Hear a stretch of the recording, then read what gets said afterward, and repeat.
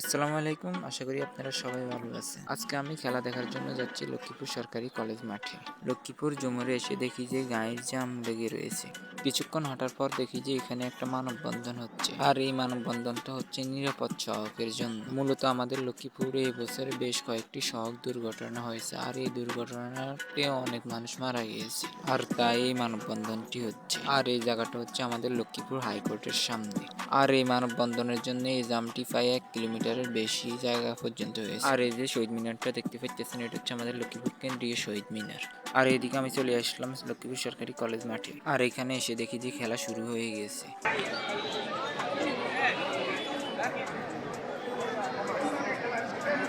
মূলত আমাদের আসতে একটু দেরি হয়ে গিয়েছে। আর তার আগে এক পক্ষ ব্যাটিং করেছে। আর এটা হচ্ছে লক্ষ্মীপুর সরকারি কলেজের কেন্দ্রীয় মসজিদ। আর এখানে মূলত ছাত্ররা নামাজ পড়ে। তার পাশে একটা গ্রন্থকার রয়েছে যেখানে ছাত্ররা বিভিন্ন রকম বই পড়তে পারে। আর আপনারা কে কোন জায়গা থেকে আমাদের ভিডিওগুলো দেখতে পাইতেছেন সেটা অবশ্যই কমেন্টের মাধ্যমে জানিয়ে দিন। আজকের মতো এখানে বিদায় নিচ্ছি। আল্লাহ হাফেজ।